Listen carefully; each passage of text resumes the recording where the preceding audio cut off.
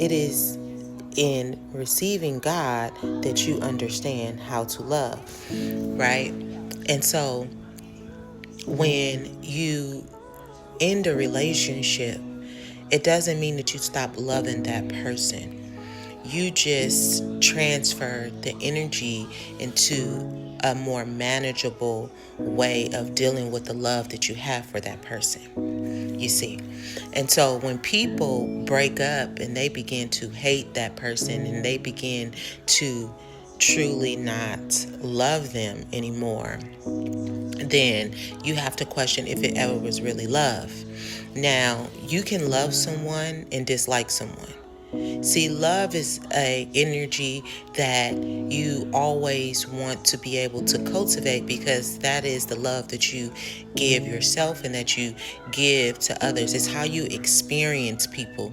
When you have love, you can experience people through love. Now, when we're talking about someone that you may not like, when you say, I don't like you, it's really you saying, I don't like your behavior. I don't like the behaviors that I've experienced with you. I don't like how you treat me.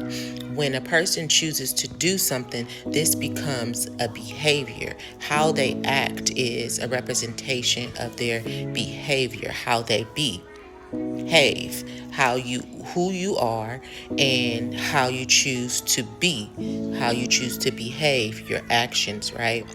And so you can create boundaries, right, to protect yourself because you love yourself. So that will limit how you experience that person, but it doesn't mean that you don't want the best for that person and that you love that person and you're glad that this person is alive and on earth, okay?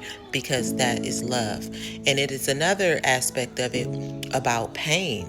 Like, pain is not something that has to be looked at in a negative connotation. Like, it doesn't have to be a negative connotation when you hear people say, I'm in pain. Because pain is also something that doesn't die, because it's an energy.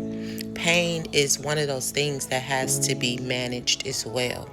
And I was talking about this with God in my alone time, and I was trying to understand because I wrote a passage in spirit, and I really wanted to understand. And I'm going to share the passage with you.